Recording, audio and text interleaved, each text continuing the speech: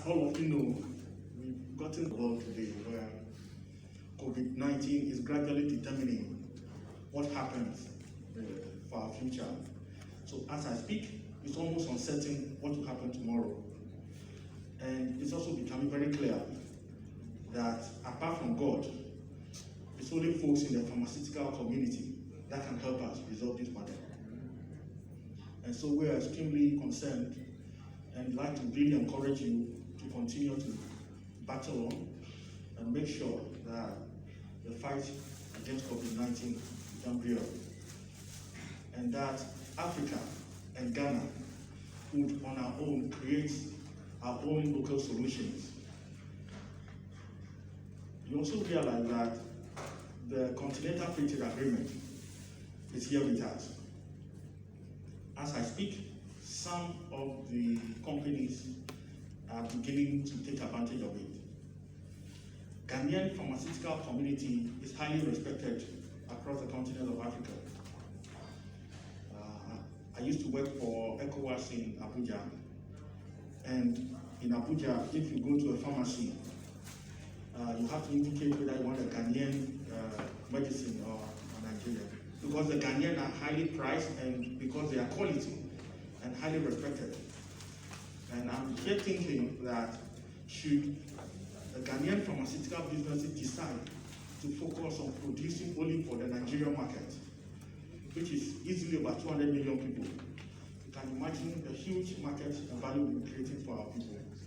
So we are really encouraging the creation and expansion of the pharmaceutical industries, and also to guarantee that a lot more of our people who are graduating from the school these days are securing employment.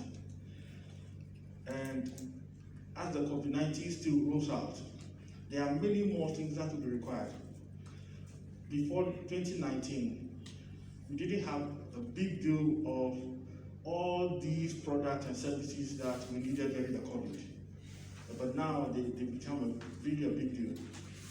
The issue of vaccines is still very current. It's almost as though we have to continue to wait for the Western countries to produce for us to patronize. I think that it's a high time that as local industries will begin to produce locally, because we have the capacity and we have the capabilities. Most of you have gone to school with all of these guys who produce their vaccines in anywhere in the world. And in most of the instances, you are sharper and you are smarter. So we're really encouraging you to mobilize the needed resources to produce some of these things locally. Above all, I'd like to thank the government for the review of the benchmark value. I know that there are different perspectives about it, but it's also important to clarify that AGI position has been that the policy should not be scrapped, it should be reviewed.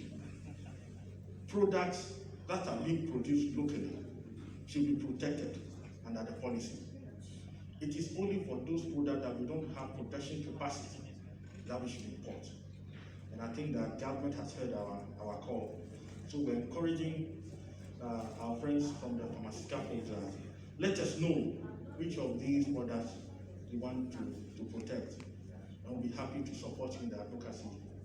Once again, I'd like to congratulate sincerely the newly elected executives and encourage them that in the future they should work hard to achieve gender parity, because it's only 2 women who are part of the executives.